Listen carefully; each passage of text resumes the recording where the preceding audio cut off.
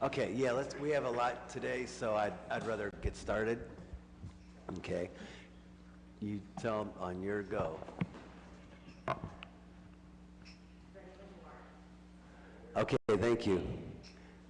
We're going to begin the Planning Committee meeting of Akron City Council here at 102. I'd like to entertain a motion that we accept the minutes of the previously held meeting. So moved. Is there a second? Second. All those in favor signify by saying aye. Aye. Very good, the ayes have it.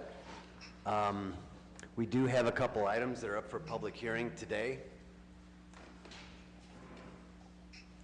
And to let those that are in attendance that wish to participate, we'll let you know what the procedures are. What we'll do is we will first, you will be asked to be sworn in before the actual public hearing on the conditional use. We will then receive a report from the planning department, the report. After that, you'll be asked to speak, but we're going to swear you in, of course. Whoever, either in favor or against. Then what we'll do is we'll open up the questions for the committee and then to all of council. We'll, in essence, repeat that process this evening at 7 o'clock, okay? And then the only difference is that this evening at 7 o'clock, what we'll do is we will then make a recommendation to all of council, either to pass an item, to turn down an item, or to table or take time on a particular proposed conditional use or whatever, what have you, in terms of the conditional or the public hearing. Those are the procedures that we follow. So the first item that's, except for one piece of business I'd like to take care of, and that is accepting a motion to approve the previous minutes. Do we do that? Okay, very good. Okay, the first item that's up for a public hearing then is an ordinance authorizing a conditional use to establish a construction supply yard on both sides of Midway Street. Mr. Antonucci.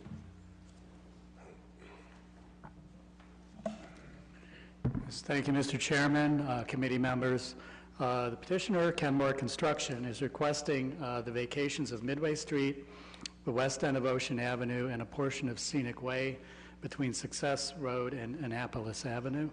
The vacated streets would be consolidated with the petitioner's adjacent properties to form a unified area, to legally establish a contractor's yard for the storage of material to be used in area construction projects. Petitioner has stated that the yard would be fenced with a gated and landscaped entrance at the current Midway Street intersection. Lighting would provide additional security for the yard, and a buffer would be maintained between the storage area and the neighboring properties. Traffic into and out of the site should not substantially change from the previous use of the property, and the traffic engineer does not have concerns. The vacation of the streets would direct the commercial traffic onto Home Avenue and isolate it from the residential uses on Success Road and Ocean Avenue. In order to protect the adjacent residential properties, the planning staff recommends a solid fencing be installed adjacent to these properties and along Home Avenue at the required setback. Landscape plantings would also be installed along Home Avenue frontage to beautify the property. The Office of Integrated Development, Planning Staff, and Planning Commission recommends approval subject to the conditions. Thank you. Thank you for that report, Mr. Antonucci. This time I'd like to ask someone from our law department to swear in those individuals that like to testify before the committee. Good morning, afternoon. If you plan to testify in this public hearing, please stand if you're able and raise your right hand.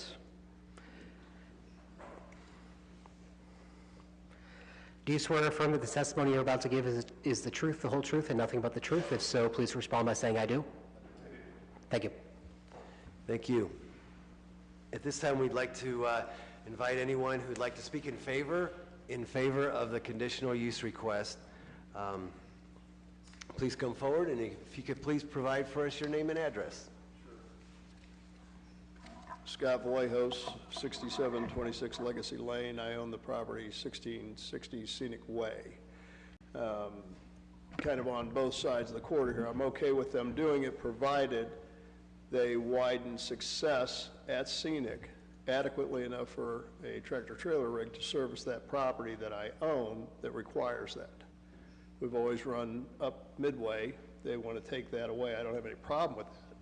But I cannot get trucks in and out of Success at Scenic without a widening, which they've said they would gladly do, but I've yet to see it done. So as a condition to their getting approval, that the widening that needs to be done, I believe needs to be part of it.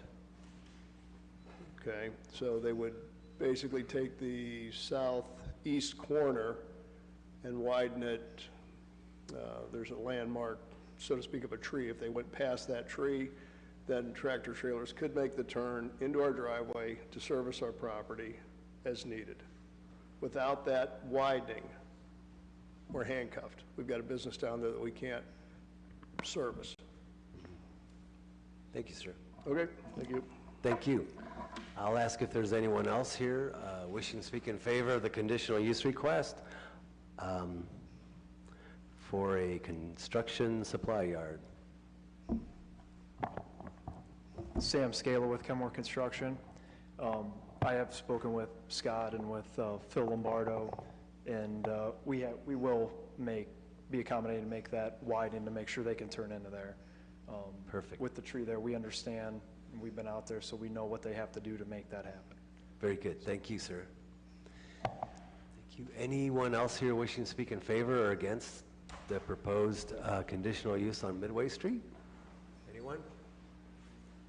Very good. Hearing none, we'll close the public hearing portion, open up to any questions from any committee members. Anyone have a question? Anyone not on the committee? Mr. Lombardo, I do know you had a question. Thank you, Mr. Chair. Yes, I've been at the location several times, Scenic Way, Midway, Success, Ocean, and I do agree with the business owner, Scott Vallejos, because he provided me a jump drive of a video of a tractor trailer trying to make that turn, and there is two corners that need to be, widened, and I think there's a pole and a right-of-way that I believe Kenmore owns or somebody owns, City of Akron, but so kind of both corners need to be widened to make this tractor trailer rig fit. But then again, I asked Mr. Scala here from Kenmore Construction to not only make things fit, but make it a little bit comfortable for a tractor, especially if there's room available.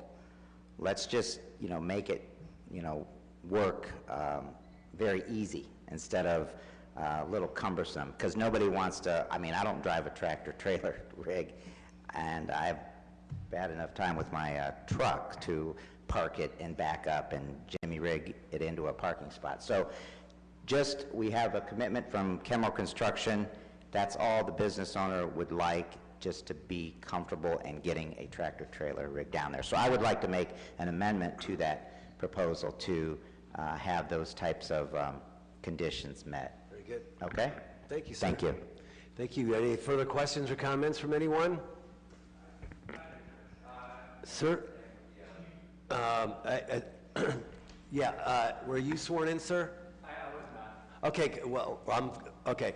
We've closed the public hearing portion. However, though, we will permit you to speak, but you're going to have to be sworn in from a representative of our law department.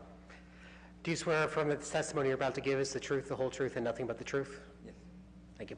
Okay, well, please introduce yourself and give us your address. I'm Vincent Thompson, speaking on behalf of my wife. She's at work right now. We live on the very end of Ocean, on the left side if you're going down Ocean. My concern, and I appreciate everything Kenmore Construction is doing with the roads and everything. My concern is how big of a fence will be put in? Am I going to be pulling my driveway to see like tractors sitting all over? That's my main concern. Thank you. Thank you, sir. Thank you for bringing that forward. Mr. Antonucci, is there a fence size that we're requiring, or? Yeah, we'll take a look at a landscape plan, and maybe, 6 to 8 foot fence would work. They do have, right now, there are, concrete barriers now that sort of delineate the materials that they have stored. Okay, So we'll take a look at a landscape plan. Ultimately, that's a condition, so. thank you, sir, thank you. Mr. Lombardo? One other comment, Mr. Chair, thank you. And that's just for the committee members and council members. The fencing that Kenmore Construction is going to eventually do, hopefully, is going to make this neighborhood safer, really, because there's too much, well, there's not going to be all this traffic going down the, Midway Street and illegal dumping that's been happening there. So by fencing around, Scenic Way at the end of Ocean or whatever they need to do, I don't have the exact plans that are written here, but I just understand that there's been a lot of, I've seen it, the tires that are dumped there and whatever, children are back there, but it'll make it safer. So I just wanted to make that part of the record. Thank you. Thank you, Mr. Lombardo. Any further questions or comments? Okay, good. Hearing none, we'll invite you back this evening at 7 o'clock if you'd like to attend, or you can attend via Zoom with our clerk. Very good. We'll now move on to the next item that's up for public hearing. This is ordinance authorizing conditional use to replace a high-rise sign at 1490 Odom Boulevard. Thank you, Mr. Chairman, committee members. Mike Vanderveer is proposing to install a new high-rise digital changeable copy LED sign at this location to replace the original LED sign that was conditionally approved in 2009. The property contains a 57,098 square foot showroom building with asphalt paved vehicle display areas and parking. The petitioner is requesting to replace the existing 15 feet by 15 feet for 225 square foot pole sign at the northeastern corner of the property with a 20 feet by 21 feet 2 inch or 423 square foot pole sign at the same location. The replacement sign would still be built to a height of 70 feet, though it would necessitate being mounted on a double poled structure. The sign would contain a static 5 foot by 20 foot or 100 square feet copy band reading Vanderveer in white letters on a red background. Below that would be the digital changeable copy display board measuring 16 feet 2 inches by 20 feet for 323 square feet of area. The digital sign would be used to advertise virtual sales, promotions, and products available on the petitioner's premises. The digital messages would remain static for a period of at least 8 seconds before changing. Over the past several years, the Planning Commission and City Council have approved electronic billboards and high-rise signs nearby expressway interchanges for various businesses. Although the upgrade to the proposed sign is an 88% increase to the original sign, the petitioner has made a substantial investment at their location, maintains a viable business, and is seeking to appeal to and preserve local buyers, especially since the pandemic. The proposed LED high-rise sign provides for additional means of communicating with the motoring public and would enable this long-standing and successful local car dealer to increase their chances for long-term success at this location. Office of Integrated Development, Planning Staff, and Planning Commission recommend approval, subject to conditions. Thank you, Mr. Antonucci. Now I'd like to ask a representative of our law department to please swear in those individuals that would like to testify before the committee. I believe all three of you are already sworn in, correct? Yes. Do you understand that you're still under oath? Yes. Thank you. Good afternoon, everybody. My name is John Swansinger. I'm an attorney at Buckingham Doolittle, representing Vanderveer Chevrolet, and we appreciate the Planning Commission's viewpoint on this, and certainly Vanderveer has been a outstanding corporate citizen in the city of Akron for many decades. They continue to be, and they're looking forward and trying to stay competitive by putting up this type of a sign, which is very versatile and much more able to outreach to its customers and enhance the value of both their business and the community at large by being available in that fashion. I have with me today Tom Yankovic from Elliott Sign and Mike Vanderveer. They're also available to answer any questions the committee might have. But without repeating everything the Planning Commission has said, we believe it's suitable for approval, and we thank you for undertaking this effort. Thank you for your comments. Anyone else wishing to speak in favor of this conditional use request? Anyone else wishing to speak in favor? Anyone wishing to speak against? Anyone wishing to speak against? Thank you. We'll close the public hearing portion. Open up to committee members if there's questions or comments. Any council members have questions or comments? Mr. Malik? Thank you, Mr. Antonucci, and thank you, Mr. Swansinger. I think two questions. First, are there any images, any mock-ups that show what the sign will look like? It would be helpful, especially since it's larger, it would be helpful to kind of understand what it would look like from the highway.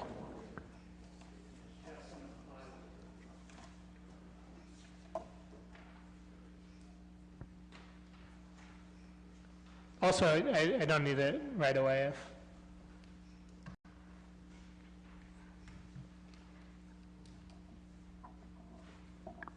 Okay, thank you. And then is the intent that this would only be used for, advertising for Vanderveer, or is there any idea that it would be used for, any other kind of non-automobile advertising? Vanderveer. Okay. Yep. Thank you. You're welcome. Any further questions or comments? Okay, very good. Hearing none, of course, we'll invite you back this evening at 7 o'clock, have another public hearing, and afterwards, the committee will make a recommendation to council. Thank you. Thank you for coming. With that, we're going to go to the regular list of legislation. I do know. Mr. Antonucci's number. Where'd you go? Oh. Here it is. I just found it. Number 13. Salute. God bless you. 13 is the one for the Dan Street that we had the public hearing on the 9th, and which we ought to address this evening, short of any other complaints or that's my city phone. I apologize. We're hanging up. Yes, sir.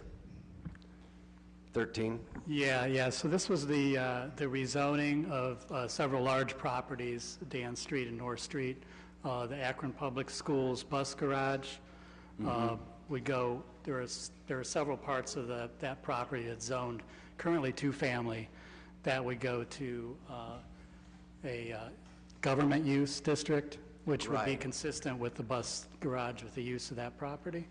And then the property to the north is the P&K asphalt plant, and that property would be rezoned consistent with that use, which would be industrial, U5. And then the property north of that is the juvenile center, Summit County Juvenile Center, which would go to government district as well, which is consistent with its current use. So we're just essentially zoning things in that area to be consistent with their current use, as opposed to, residential. Very good. Thank you, sir. Any questions or comments?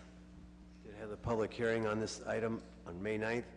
And with that, I'd like to entertain a motion for a favorable report. So moved. Is there a second? Second. All those in favor signify by saying aye. Aye. Very good. The ayes have it. Short of that, we're going to request time on the balance of the regular agenda. Short of any questions or concerns, move into the new list of legislation. Okey doke.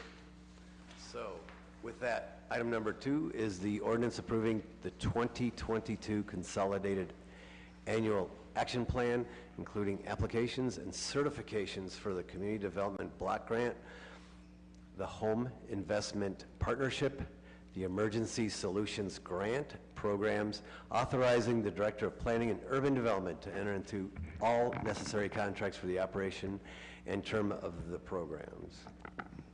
Refer that item? Okay. Is there a motion to refer?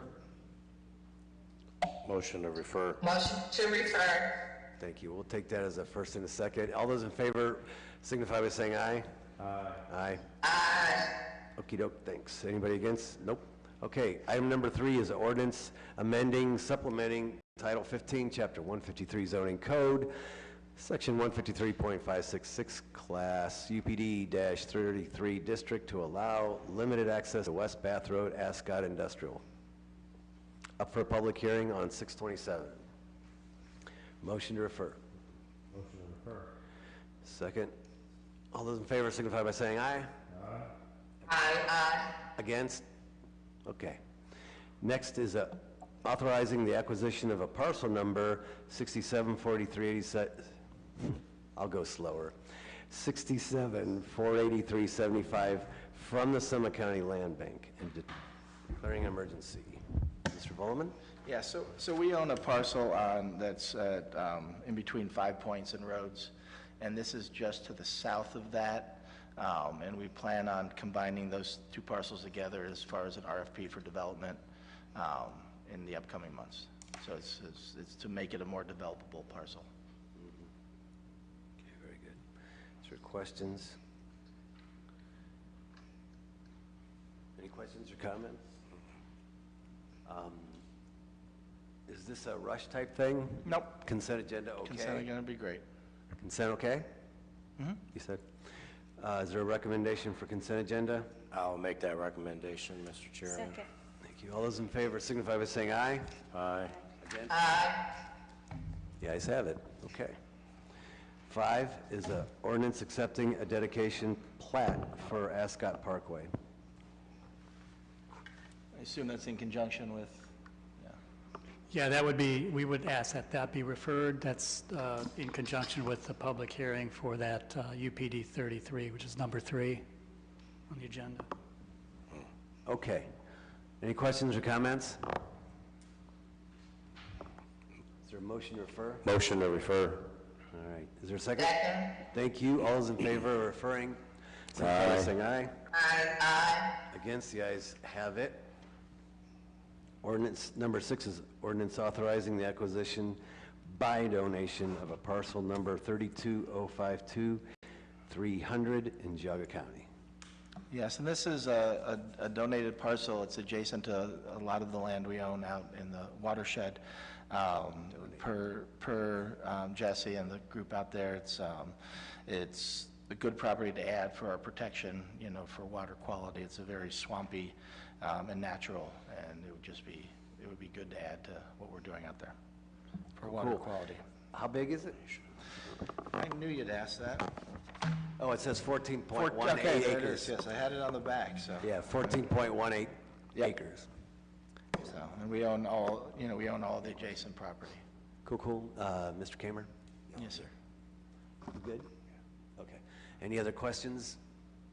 Again, is there a rush on? Okay, Mr. Malik. Thank you, Mr. Chair. Thank you, Mr. Volman. 2 questions. First, it's being donated at no cost. We're acquiring it at no cost. Yes. Okay. And then 2, We are pay there- the closing costs. Sorry? We'll probably pay the costs. closing Okay. costs. Okay. And then, are there any significant maintenance costs that might stem from this? I talked to Mr. Lottle, and he did not seem that there would be particularly high maintenance costs. It's very Okay, natural but there's- property, yeah. yeah. Okay. There's nothing out of the ordinary? No. Okay. Thank you. Consent agenda okay? Yes, please. All right. Is there a recommendation for consent? I'll make that recommendation for consent, Mr. Chairman. Thank you. Second. All those in favor signify by saying aye. Aye. Aye. Thank you. Against? The ayes have it.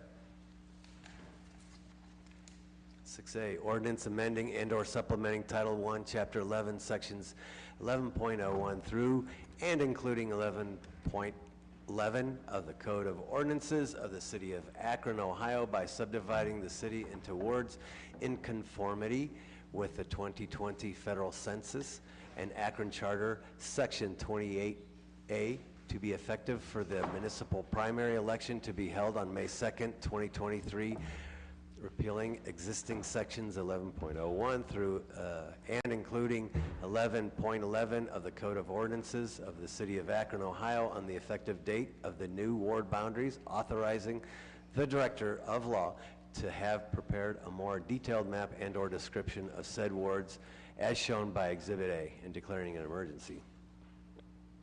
Very good. all council members have had an opportunity. We've published this, I do believe, on our website. We've solicited comments, we responded, I believe, to all those that have asked questions via email. We've set up an email address for this. Not asking for a vote today on this whatsoever.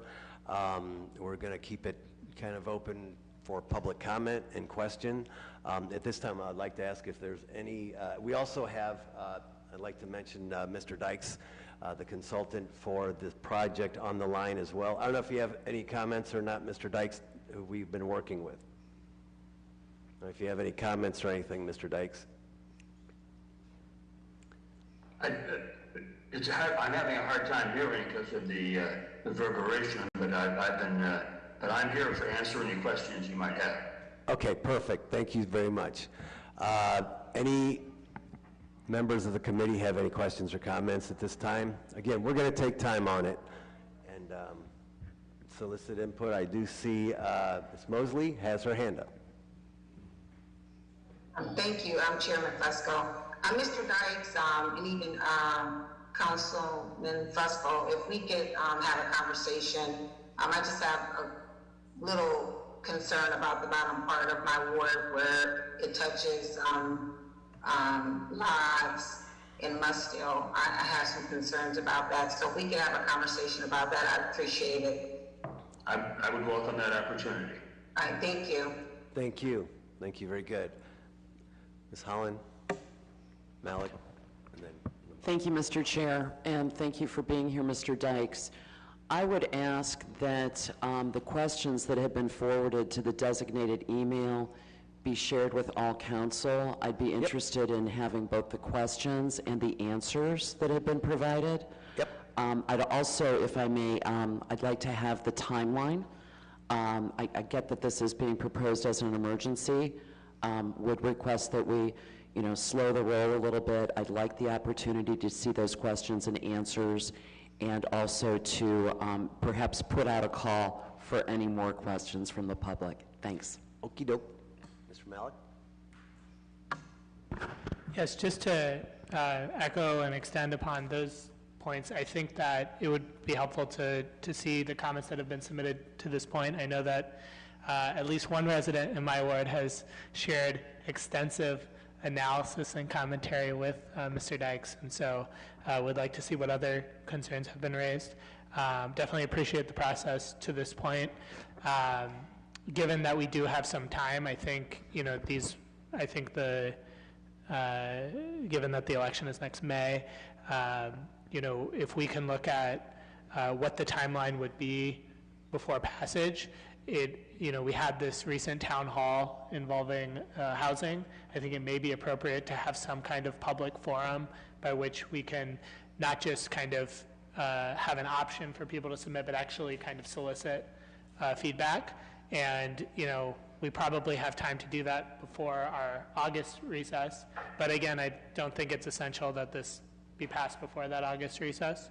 So I guess that's I would echo the concerns that as long as this is passed by the end of the year, it would seem that's an appropriate timeline. But would welcome, anyone else's commentary. Okay. Mr. Lombardo, and then... Okay, thank you. First of all, thanks, Mr. Dykes, for working with us. Boy, it's been about 4 months. I did email you a couple of weeks ago. I have one other question. And it's just that, as you come over the Y Bridge and you run into North Hill or Ward 2, it says, the International District there, but yet that Main Street is being divided just because of these numbers that we're going to be talking about. So I would just wanted to ask you to look at the Main Street corridor, because to me that is North Hill and that is Ward 2. So I really don't want that divided. That was what I was going to get at my email. And I just have a concern. I know we've come this far, but I just have a concern how we're dividing up some of these neighborhoods just for the sake of these numbers. This presentation that you provided, it's been a few weeks now, was a good presentation, but it was kind of, complicated, I guess. We've got mentioning here of, majority, minority district, packing, cracking, a lot of terms. Seems like it's just too complicated for dividing up, wards into what I think should be neighborhoods. So just want to ask a few things about Main Street, and then, I'll be pretty much okay with Ward 2. Thank you. Thank you, sir. Ms. Holland? I just wanted to support my colleague, Councilman Malik's idea for possibly an open public forum. I think that's a great idea. Also wanted to suggest that when Councilwoman Mosley speaks with Mr. Dykes, logically I should be part of that conversation since we're neighbors. So thank you, that's all. Perfect, thank you. Any further questions or comments? Mr. Malik? Chair, I do have one question for Mr. Dykes. I know one of the things we discussed in that presentation was that so much of the changes are being made in the North Hill and Ward 2 and Ward 5 areas, and that a lot of it revolves, when we talk about the Voting Rights Act and minority-majority districts, relates to the high percentage of Asian American residents and voters in that area. And many of those refugee communities have English as a second language or other barriers. Has there been specific outreach to some of those communities and some organizations and civic groups representing those communities, like the International Institute, to ensure that we are, that community has had the opportunity to meaningfully comment on this map? Mr. Dykes? I can only speak for myself. I have not engaged in any community outreach at this point. My work has been largely with the members of council and with the information we've received. I can say that I have had a conversation. I have forwarded, I believe, the map and the numbers to the International Institute. Okay. Well, I guess my comment would be that it would be helpful if we could speak with Madhu Sharma at the International Institute and Elaine So from Asia Inc. and see if, again, maybe there's the opportunity to have a forum and to have some engagement and, make sure that that information has been appropriately conveyed to those communities and that there's the opportunity for comment, because, and certainly, any thoughts that my colleagues who represent those areas have would also be helpful. Mr. Lombardo. Thank you.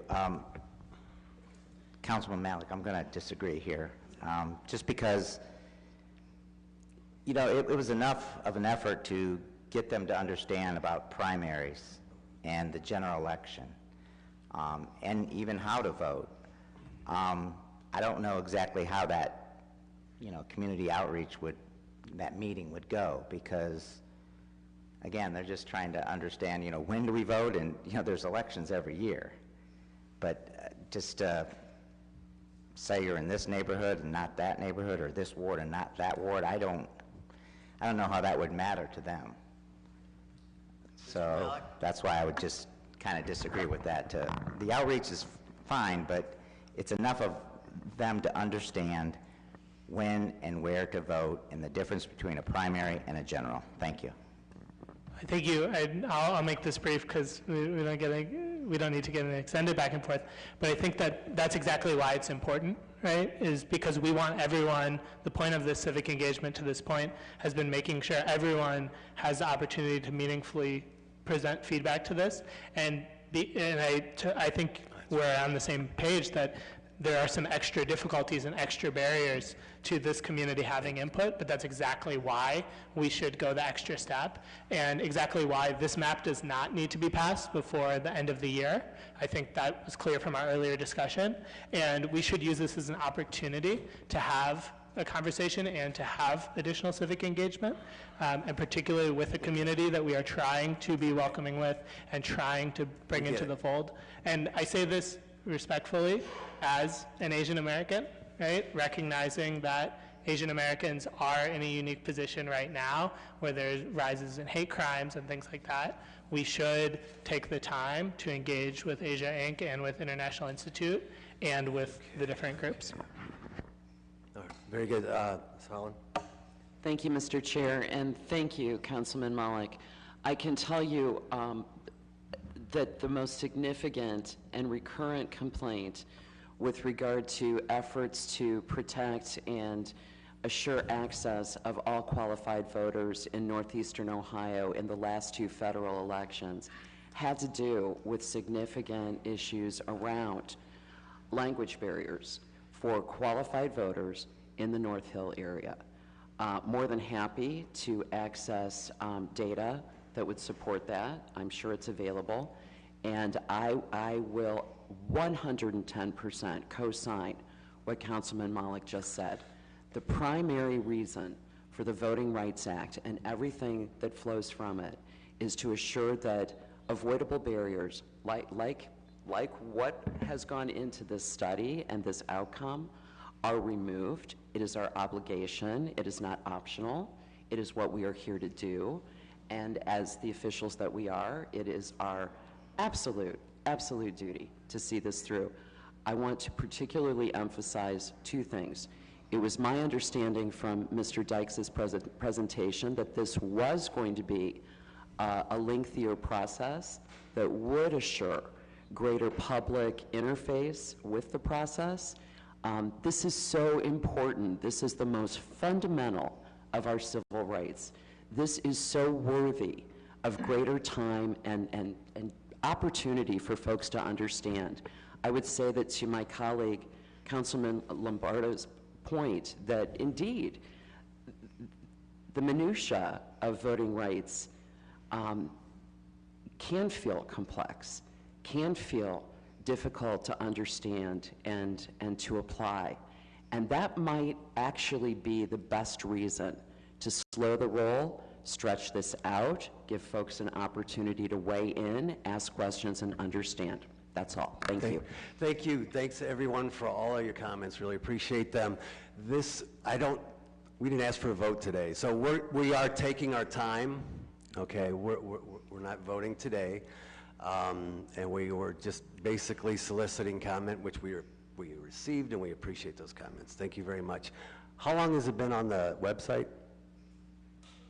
Do you know offhand? I believe early May, around the time that they did the presentation. Okay, good. Okay, but we'll take into consideration all the comments, absolutely, and we'll move from there. With this, Mr. Morgan's here, right? On the DORA, we're going to speak on that. So I forgot that. I apologize. We have quite a full agenda today, so wanted to. Mr. Chair, did you want to make a motion to refer 6A before we go back to the DORA information? Yes. Motion to refer 6A, please. Motion to refer. Second. Thank you. All those in favor signify by saying aye. Aye. Thank you. The ayes have it. Very good. I apologize for that.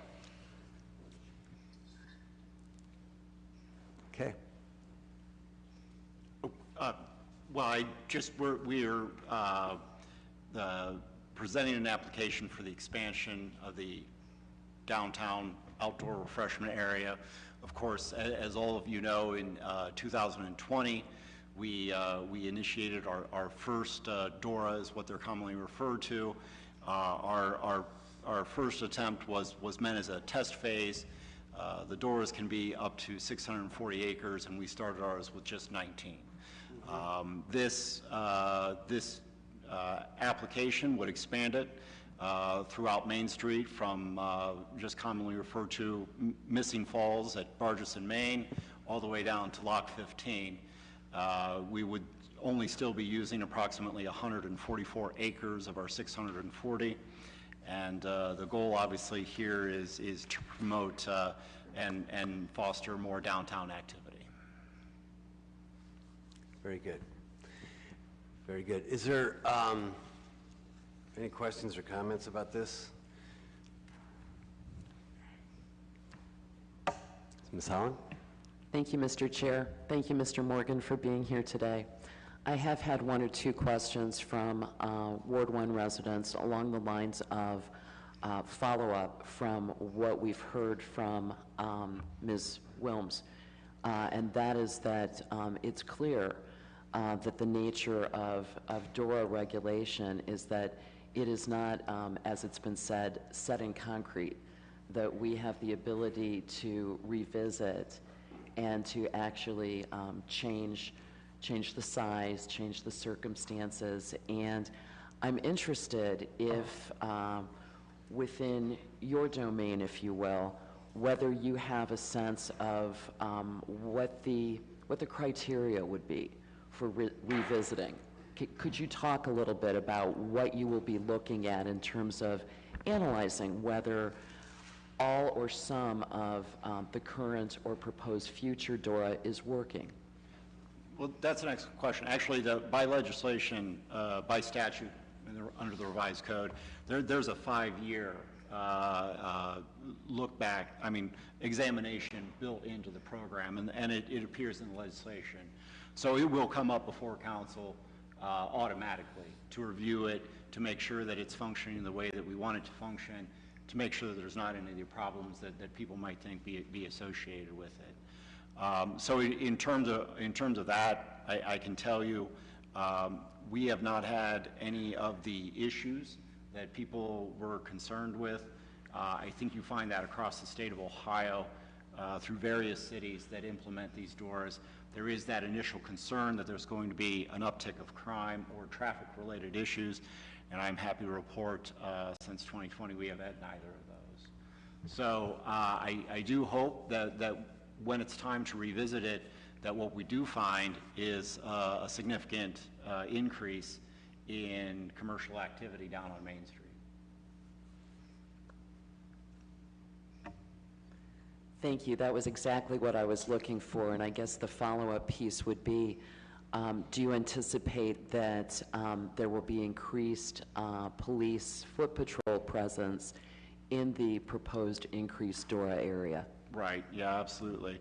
Of course, both the safety and sanitation plans are included in the application. They are much more robust than the originals. But what's nice is it's interlocked amongst various agencies. We have on-duty Akron Police. We have off-duty Akron Police. We have that are provided for by the city. We supplement that on various dates with off-duty Akron Police provided by Downtown Akron Partnership. We also have the safety ambassadors from Downtown Akron Partnership. And of course, both city and Downtown Akron personnel help with the sanitation plan as well. So it's a multi-agency approach, and of course it increases from the previous application. But again, the best part that I can offer up to anybody is within the 2 years of operation, we just simply did not have any DORA-related safety issues or sanitation issues for that fact. So, thank you, Mr. Chair. And one more. In recent time, we've discussed here in council chambers the general idea of staffing shortages in terms of APD, and we were treated to what I thought was a very healthy and helpful overview of exactly how it all works, a better understanding of how off-duty assignments work. Has it been your observation or experience that off-duty assignment to patrol the DORA is a desirable, easily staffed assignment, or not so much? Have you observed this anecdotally? Having talked to the captain and the sergeant that view those, nobody's ever indicated that there's an issue. The crowd associated with the DORA is relatively friendly, and that's good. I should mention to everybody, part of really one of the strongest contingents of the security plan is what's provided by Lock 3. Lock 3, of course, sits at the heart of the DORA. It is where the highest volume of activity is associated with it. And between the summer months, in which Lock 3 really has a serious police presence for concerts, and then the winter months for the ice rink and whatnot. We have a lot of police involved in the area, especially there in the most significant part of the DORA, and I don't expect there to be any issues with staffing that. Good? Thank you, Mr. Morgan. I know that this is very much the, the centerpiece of our downtown, and I appreciate the information you provided. Thank you. You're asking for a vote today, correct? I believe so, sir. Yes, yeah. We had, this was introduced on the 16th. We had a presentation. I know you guys have been working on it for some time. And so with that, we'll ask for a vote. I believe think that's actually next it's scheduled week. for the 13th. I apologize. I'm sorry? Mr. Chair. I think it's actually for the 13th. Yes, it needs to have been, the application needed to have been available on our website. We needed to give 30 days notice, so next week would be the first week it can pass. Okay, so you're going to ask us to take time then? Yes. Okay, very good. All right, with that, then I would like to entertain a motion that we refer this item, even though it's not new, but. Yeah, I'll make that motion to refer. All those in favor? Aye. Thank you. Aye. With that, we're adjourned. Our next committee of the day is the Parks and Recreation Committee. Those committee members are Lombardo, Mosley, Malik, Neal, and Connor. Looks like we do have all members present. Whenever you're ready, Mr. Chair. Thank you. I'd like to call the Parks and Rec Committee meeting to order. First, we'll have a motion to approve the last meeting's minutes. So moved. Second. I have a motion and a second. All in favor? Aye. Opposed? All the ayes have it. Okay. We have one piece coming before us today, and that is an ordinance authorizing the mayor or his designee, after publicly advertising for bids, to enter into a contract or contracts to convert 2 of the existing tennis courts located at Davenport Park into pickleball courts, authorizing the expenditure of funds and declaring an emergency. And we have to speak on this today. Who do we have to speak on this today? Okay.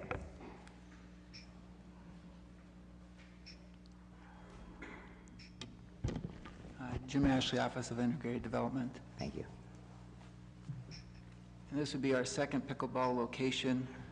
In Ward 6, we looked at Hyder Park and Davenport Park, and we selected Davenport Park because it will also give us the opportunity to keep 1 tennis court. We'll be putting in 6 pickleball, and that will allow Hyder Park to remain a tennis court complex. Okay, and I know that there's obviously a pickleball court in Ward 2 there that's highly used. So the funds for this here, they were budgeted at $70,000. So do you see anything going over budget or under budget? This is a conservative budget amount. It should come under budget. Okay, thank you. So any questions from committee members regarding the pickleball courts? Councilman Malik? Thank you, Mr. Ashley. I just want to express my support despite being a tennis player and not a pickleball player. I think it's great that we're looking at creative uses of our existing parks infrastructure and looking forward to using this. Very good. Any other questions that I'm not seeing? There's only one person on Zoom. Okay. Oh, we have Councilman Brad McKittrick.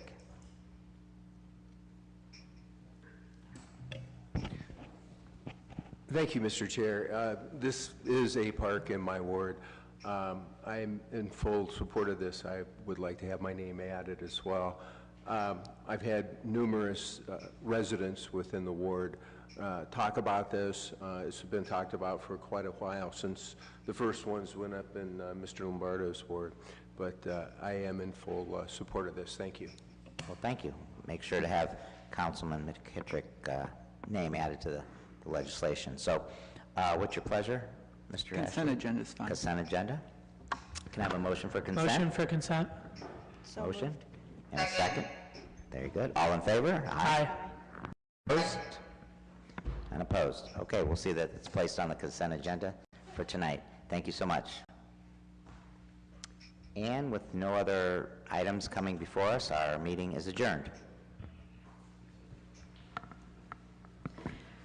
Okay, our next committee of the day will be the Public Service Committee, and that will begin at 2 o'clock. Those committee members are Mosley, Kamer, Holland, Lombardo, and McKittrick. Again, that's Public Service at 2 o'clock. Thank you.